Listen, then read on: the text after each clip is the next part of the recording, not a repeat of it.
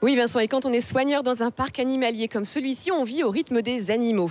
Des arrivées, des départs de certains, de la croissance d'autres, de la reproduction, des naissances. Et aujourd'hui, c'est un jour de rotation de différentes espèces entre des enclos. Je retrouve tout de suite Émilie. Émilie, là on est dans l'enclos de quelle espèce ? Alors ici, on est dans l'enclos des crocodiles du Mexique. On a 5 petites femelles qui ont environ 7 ans, qui vont prochainement partir dans un autre parc zoologique. Et du coup, là, c'est le moment de la capture. Alors moi, je n'en vois que 2 là pour l'instant. Alors effectivement, au préalable, on en a déjà attrapé 3 autres.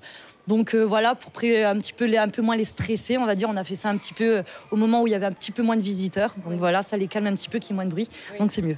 Et l'envoi de ces animaux dans un autre parc, c'est pour favoriser le brassage génétique des individus entre les parcs animaliers.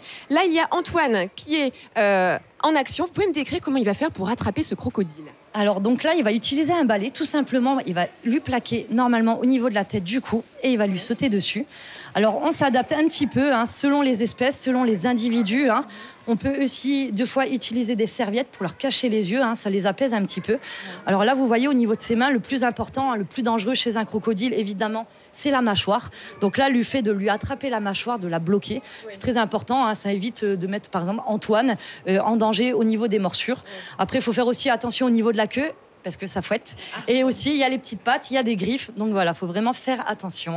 Mais une fois qu'on a la main sur les yeux, généralement, on calme un peu l'animal comme ça. Voilà, ça les apaise énormément de ne plus voir ce qui se passe aux alentours. Ça les apaise, c'est vraiment très important. Cet enclos-là va se retrouver vide. Quel est l'objectif ensuite derrière de le remplir, j'imagine ? Évidemment, on va en profiter. Donc, on a une espèce actuellement dans le parc. Donc, ce sont des caïmans à lunettes. On a 4 individus d'une dizaine d'années.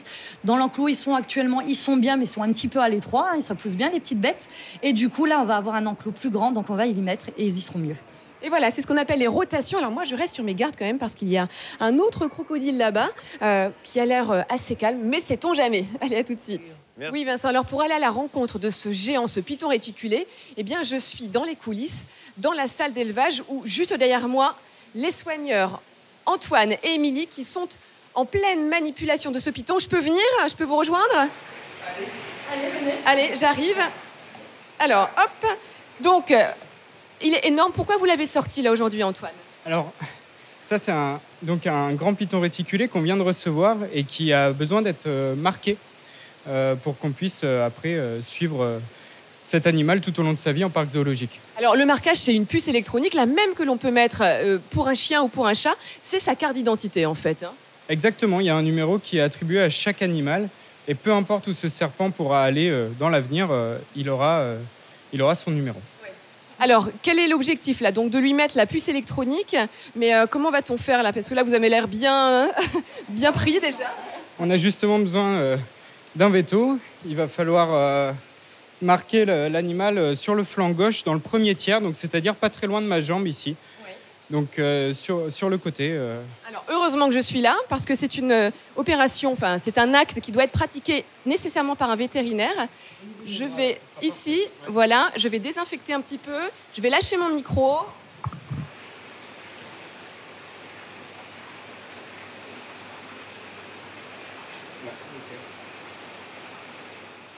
Et voilà, l'identification est faite. On va vérifier avec le lecteur, le transpondeur, que la puce est bien là. Alors, ça... Et voilà, c'est bon, elle est bien ici, tout va bien. C'était un acte vétérinaire, voilà, mais indispensable pour identifier ces animaux. Et puis on voit que c'est quand même assez physique. Vous imaginez que c'est un serpent qui peut avoir jusqu'à 300 000 muscles, quand nous on n'en a que 5 à 600, donc on imagine la puissance que cet animal peut avoir.